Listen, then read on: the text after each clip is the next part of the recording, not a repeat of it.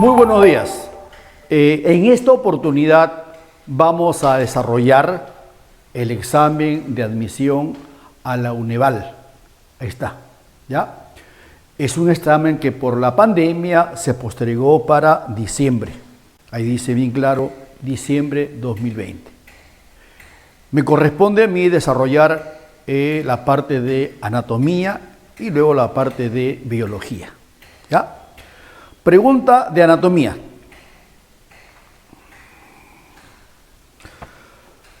Empieza con una introducción que, por favor, en este tipo de examen, particularmente en esta universidad, es bastante acucioso en el sentido en que el alumno debe dominar mucha terminología, fundamentalmente de tipo clínica, ¿no?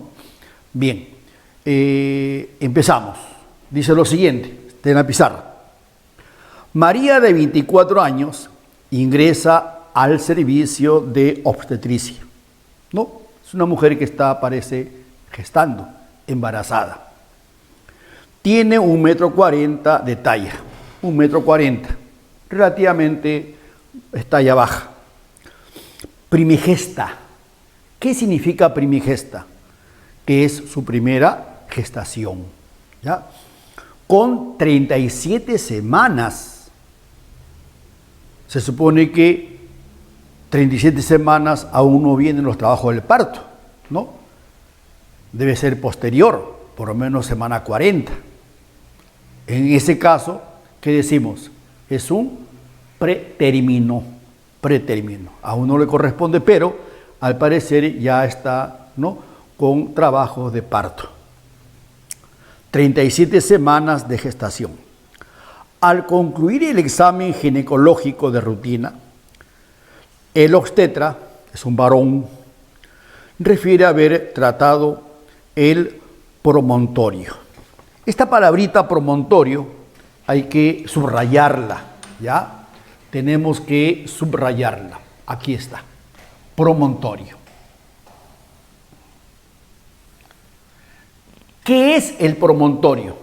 Dice, al hacer la ausculsión, ¿no?, hace el tacto y específicamente habla del promontorio. ¿De acuerdo? Allí vamos a regresar, por favor, porque una pregunta está relacionada con esto. Sigamos. Por lo que se realiza una ecografía para determinar las condiciones del producto, o sea, del feto, ¿ya? La cabeza fetal es ovoide con 9 centímetros, biparietal, biparietal, ¿de acuerdo? Y con 12 centímetros antero-posterior, 12 centímetros, eso es lo que especifica. Con un peso calculado de 4,200, o sea, es bastante, digamos, grandecito, o en todo caso gordito, ¿no? Es macrosómico. La articulación sacroiliaca se encuentra en condiciones normales. La articulación sacroiliaca se encuentra de manera normal. Indicadores vitales de la madre igual normal, ¿ya? Sobre ese texto vienen pues las 3 preguntas. 31. ¿Cuál es el hueso que tocó el obstetra? ¿Sí? Entonces, estamos hablando de quién. Estamos hablando del promontorio. Primera pregunta. ¿Cuál es el hueso que tocó, ¿no?, en este caso, el obstetra? ¿Ya? La coxis, el sacro, el ilion, el isquion, pubis, ¿no? Vamos a ver. Señores, la columna vertebral consta de 33, no, huesos, 33 vértebras. Recuerda, son 7 cervicales, 12 dorsales, 5 lumbares, 5 sacros y 4 coccigios. ¿De acuerdo? Ahora, lo que el obstetra ha hecho contacto es básicamente con esta región. Te pregunté, ¿cómo se llama esa región? Se llama promontorio.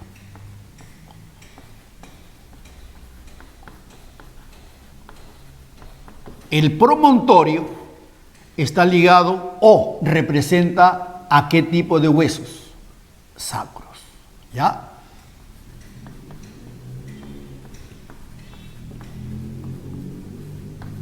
Ahí está. En consecuencia, a la pregunta número 31 marcamos alternativa B. ¿Ya? Por favor. Bien. No te olvides, 33 vértebras. ¿Cómo se llama la primera vértebra cervical? El atlas, ¿sí o no? Muy bien. ¿Ya? Esas cositas en su clase lo han debido trabajar. Vamos a la siguiente pregunta. Pregunta 32. Dice, en el caso que el parto fuese por cesárea, ¿no? ¿En qué músculo liso? Músculo liso. Se realiza el corte. ¿Ya? Mira, ve, aquí una vista, ¿no? Lateral de la gestación,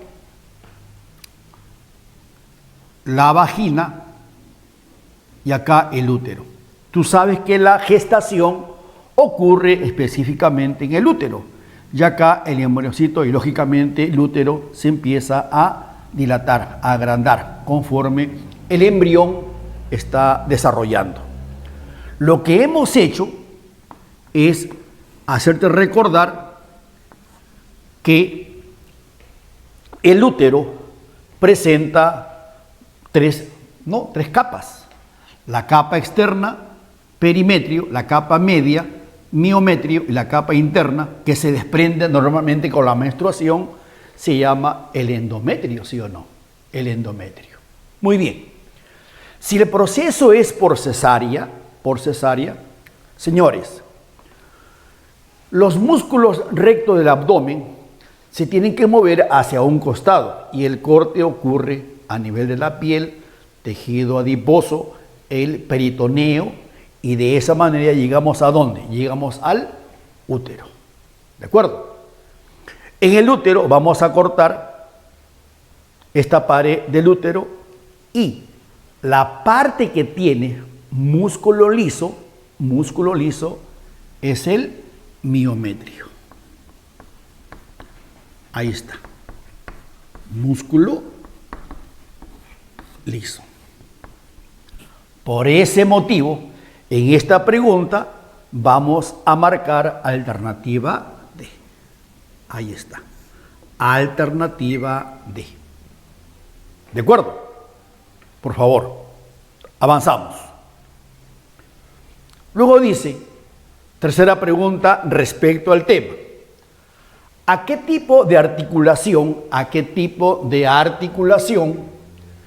se hace referencia el obstetra? Veamos en el texto, ¿ya? A ver, la articulación sacroiliaca. Sacroiliaca. ¿De acuerdo? Ya hemos dicho, ahí están los huesos, las vértebras sacras. ¿De acuerdo? Muy bien. Ahora, si nosotros miramos de manera frontal, estos huesitos, estas vértebras que con el tiempo, con la edad se fusionan, forman el sacro. ¿De acuerdo? Formado, repito, por 5 vértebras sacras. ¿De acuerdo? Ahora, aquí hay una articulación con el hueso ilíaco. A esa articulación, ¿cómo se denomina? Esa es la pregunta, ¿no? Ahora, la unión de este hueso, que es el sacro, con este otro hueso, que es el ilíaco, esta articulación, ¿qué nombre recibe? ¿Ya? ¿Cuál es el nombre que recibe esta articulación?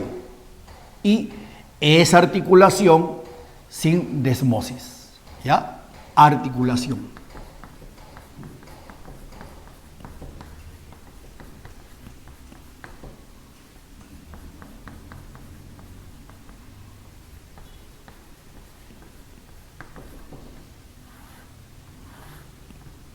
En consecuencia, en la pregunta 33 marcamos alternativa C.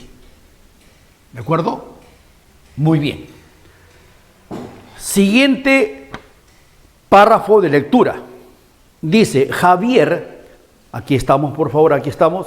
Javier, de 38 años, ingresa al servicio de urgencia por presentar dolor de tipo urente.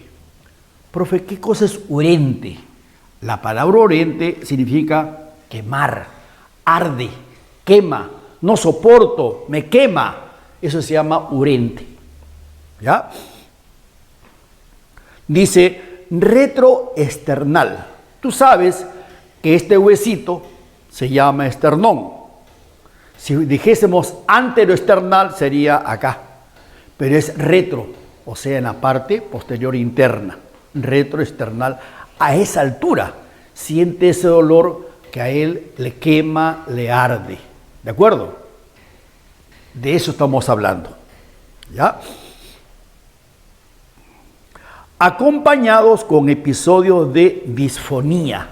Disfonía. Esto es lo que yo hago frecuentemente, por eso mi esposa me para, ¿no?, botando de la cama. Ah, eso. ¿Ya? Ronquidos, eso se llama disfonía, ¿ya? Y luego dice odinofagia, ¿no? Cuando tú comes, tragas alimentos, te arde, te duele, ¿de acuerdo? Muy bien. Dice dolor en la deglución es tragar alimentos. En horas del desayuno. Refiere estar bajo tratamiento de antiácidos, bloqueantes de receptores H2 y de la bomba de protones. Recuerda que en el estómago, ¿qué se elabora? El famoso ácido clorhídrico, ¿de acuerdo? Y si hay exceso de ácido clorhídrico, habrá exceso ¿de qué?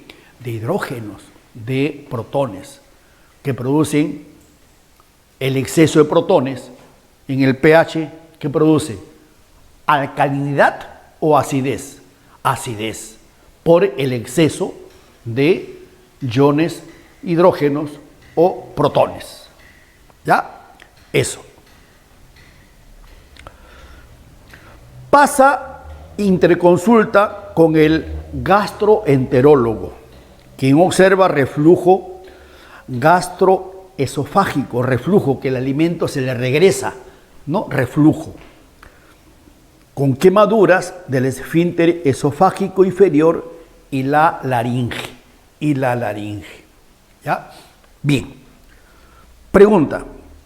¿Qué estructura anatómica se encontraría afectada por el reflujo gastroesofágico? Bien. Recordemos esto. ¿Ya? La faringe, la laringe, la tráquea, de eso no hablamos. De la faringe viene pues el esófago. Se comunica con el estómago, que se comunica con el duodeno. Eso tú lo conoces, ¿ya? Ahora, en el límite entre esófago y estómago encontramos esfínteres, unas válvulas, ¿no?, que permiten que el alimento pase al estómago e impide que los alimentos hagan reflujo, regresen al estómago. ¿De acuerdo? Muy bien. ¿Qué habla el texto para esta pregunta? Dice, si mi mano, la palma de la mano es el esternón, hay dolor en esta parte. ¿De acuerdo? También hay dolor en la laringe, hay ardor en el esófago. ¿De acuerdo? Y cuando el paciente acude al gastroenterólogo, le dice que hay vómito, ¿no? ¿Por qué? Algo está pasando ¿con quién? Con el esfínter.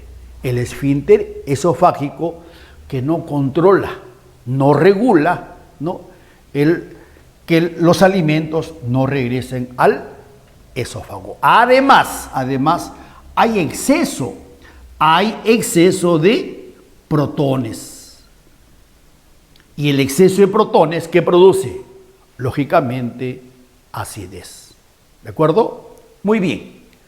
Ahora, todo este proceso, recuerde que acá el cerebro, y del cerebro descienden. ¿Qué descienden? Nervios, ¿sí o no? Descienden nervios. ¿De acuerdo? Y uno de ellos es el décimo par craneal. ¿Cómo se llama el décimo par craneal?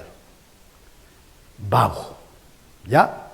El décimo par craneal, nervio décimo par craneal, se llama vago.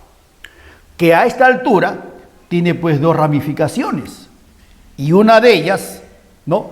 Una de ellas, llamado tronco vago o vagal anterior, se bifurca y es el encargado específicamente de regular ese esfínter y evitar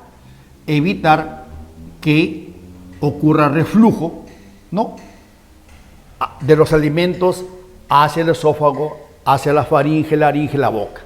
¿De acuerdo? Entonces, a ti te preguntan, ¿qué estructura anatómica se encontraría afectada por el reflujo gastroesofágico? A ver, porción de la nasofaringe. Esto es la nasofaringe o rinofaringe, que no se ve afectado. ¿Ya? Curvatura mayor, esta es la curvatura mayor. Esta es la curvatura menor del estómago. Tampoco se ve afectado. Primera porción del duodeno, igualito, nada que ver. Porción inferior del yeyuno. Del duodeno viene el yeyuno. Luego viene el ilion, ¿sí o no? Nada que ver. En consecuencia, señores, la estructura que en realidad se ve afectada por estos flujos, la acidez, ¿quién es? Este nervio. Ese nervio se llama el nervio vago, ¿de acuerdo? Específicamente el tronco vagal anterior. Marcamos alternativa E. ¿Ya? Sigamos, por favor. Siguiente párrafo. Ahí está escrito. Dice, Mardonio de 51 años, hipertenso, ¿no? La palabra hiper, mayor, ¿ya? Presión arterial, hipertenso. Desde los 20 años, acude al servicio de urgencia, emergencia, por presentar dolor retroesternal de tipo opresivo. Algo similar, ¿no?, al anterior. Bien, o sea, a este nivel, retroesternal, ¿sí?, de tipo opresivo, presión, algo está pasando allí. ¿Ya? Con tratamiento antihipertensivo, en la auscultación se detecta un ruido anómalo durante la sístole. Recuerda que el corazón hace esto, ¿sí o no? Sístole, diástole, sístole, diástole. Luc, bluc, luc, bluc, luc, bluc, luc, bluc. Durante la sístole, ¿de acuerdo?, es lo que está mencionando, se detecta un ruido anómalo durante la sístole, por lo que se solicita un electrocardiograma, el cual muestra alteraciones en el ritmo sinusal. Ritmo sinusal, ¿no? Es importante primero aclarar que es sístole, asimismo hablar de ritmo sinusal. ¿Ya? Son dos temitas que debemos recordar. Asimismo se observa engrosamiento del miocardio. ¿Qué es el miocardio? La pared del corazón, ¿sí? Muy bien, músculo cardíaco o miocardio. Queda con diagnóstico de infarto agudo del miocardio. Infarto agudo del corazón, del miocardio. Bien. La pregunta es, ¿cuál o qué vaso sanguíneo quedaría, que estaría directamente comprometido con este infarto? Señores, vamos a recordar cosas que tú muy bien conoces, Al hacer un corte, ya tú sabes, aurícula derecha, aurícula izquierda, ventrículo derecho, ventrículo izquierdo, las válvulas, tricúspide, bicúspide, muy bien. Tú sabes que llega acá la vena cava inferior, llega la vena cava superior, ¿de acuerdo? Y el seno venoso coronario, ¿de acuerdo? Llegan las 4 venas pulmonares, sale la arteria pulmonar, sale la arteria aorta, ¿de acuerdo? ¿Sí? Ahora, también sabes que en la aurícula derecha, cerca a la desembocadura de la vena cava superior, ¿qué encontramos? Encontramos al nódulo sinusal, que acá se menciona, al nódulo sinusal, llamado también marcapaso, Kate y Flack. ¿Se acuerdan? Kate y Flack. Bien, señores, están preguntando, ¿cuál es el vaso sanguíneo que estaría directamente comprometido con este infarto? Veamos. Del ventrículo izquierdo sale la arteria aorta, llevando oxígeno, sangre oxigenada, llevando oxígeno a diferentes partes de tu cuerpo. ¿De acuerdo? Eso lo conoces. Pero apenas sale, miren ahí, ¿ya? Hay una ramificación de la arteria aorta. Su primera ramificación. Esta ramificación va a formar la arteria la arteria coronaria. ¿De acuerdo?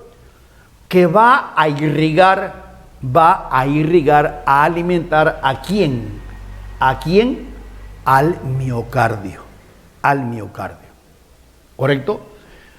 Esta es la arteria aorta y su primera ramificación que ingresa al miocardio es la arteria coronaria, encargada de nutrir, alimentar, oxigenar al músculo cardíaco o miocardio.